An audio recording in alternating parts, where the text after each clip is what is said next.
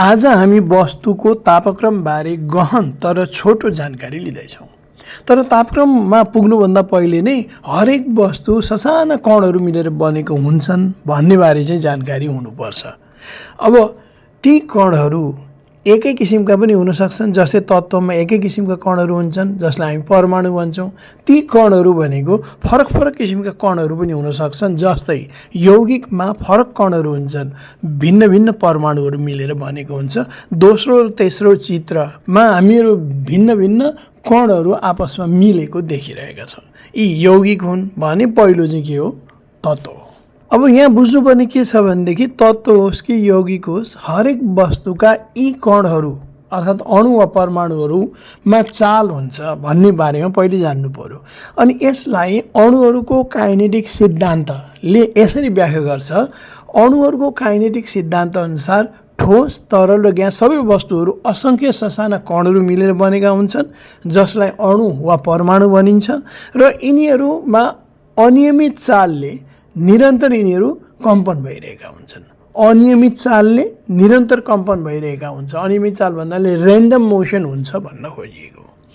अब यो अणुहरूकै चालको आधारमा हामीले तापक्रमलाई कसरी परिभाषित गर्न सक्छौँ भन्दा उदाहरणबाट सुरु गरौँ है त। जस्तै मानिलियो एउटा वस्तु छ, यो चाहिँ नि असङ्ख्य कणहरू मिलेर बनेको हुन्छ। मैले सजिलोको लागि 4वटा कणहरू मात्र लिएँ, मानौँ 4वटा अणुहरू छन् यसमा।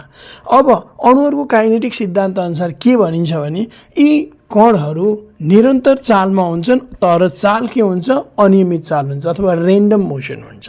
ऱ्यान्डम मोसन भन्ने साथ हरेकमा कम्पन छ, तर नियमित कम्पन नभएर अनियमित कम्पन भएकोले गर्दा हरेकमा काइनेटिक इनर्जी छ। चालमा भएको वस्तुमा त काइनेटिक इनर्जी हुन्छ, तर काइनेटिक इनर्जीको मात्रा एक्ज्याक्टली सेम छैन। मानौँ पहिलो अणुमा 1.3 जुल काइनेटिक शक्ति छ भने दोस्रोमा 1.2 जुल छ, मानेको है यो। अनि तेस्रोमा पनि 1.2 जुल छ र चौथोमा चाहिँ 1.1 जुल काइनेटिक शक्ति छ। अब चारैवटामा भएको यो काइनेटिक शक्तिलाई हामीले जोड दियौँ भने कति आउँछ भन्दा 4.8 जुल हुन्छ। अब चारवटामा जम्मा काइनेटिक इनर्जी 4.8 जुल भन्नुको मतलब यो वस्तुमा रहेको ताप शक्ति कति भन्दा 4.8 जुल। तापक्रम होइन नि, ताप शक्ति। अब यसलाई हामीले 4ले भाग गरिदियौँ भनेदेखि प्रत्येक एकमा औसत कति तापशक्ति छ भन्ने कुरो देखिन्छ। यो कति त भन्दा 1.2 जुल। यसले यो वस्तुको तापक्रम जनाउँछ। तर अर्कोतिर एउटा ठुलो वस्तु लिउँ न, जसमा मानिलिउँ 16वटा अणुहरू छन् अरे, अनि औसतमा प्रत्येकमा 1 जुल काइनेटिक इनर्जी छ भने 16वटा अणुहरूमा 16 जुल काइनेटिक इनर्जी हुन्छ।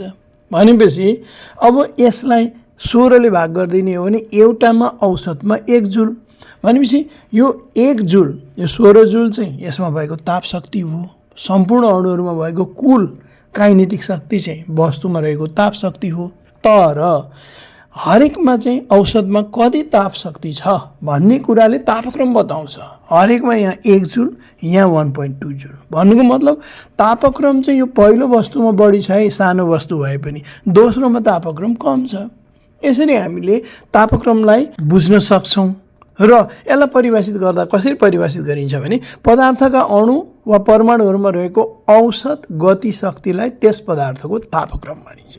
फेरि यहाँ कन्फ्युजन के नहोस् भने तापक्रमलाई जुलमा हामी नाप्दैनौँ नि। तापक्रम नाप्नको निमित्त डिग्री सेल्सियस वा डिग्री फरेनहाइट वा एसआई सिस्टम अनुसार हाम्रो क्याल्भिनमा नाप गर्ने गरिन्छ।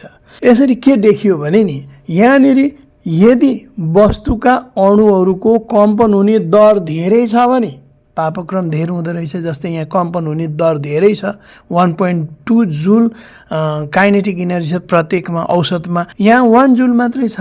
यसो मतलब कम्पन दर चाहिँ यसमा बढी छ, तापक्रम यसमा बढी छ। यसैले तापक्रमलाई अर्को तरिकाले पनि हामी परिभाषित गर्न सक्छौँ। त्यो के त भन्दा पदार्थका अणु वा परमाणुहरूको कम्पन हुने दरलाई त्यस पदार्थको तापक्रम भनिन्छ।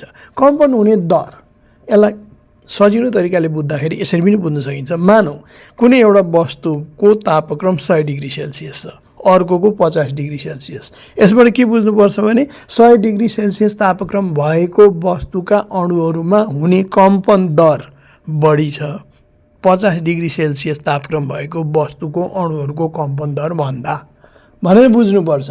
यसरी तापक्रमलाई हामी दुई किसिमले परिभाषित गर्न सक्छौँ। ल आजलाई यति, फेरि अर्को क्लासमा भेटौँला।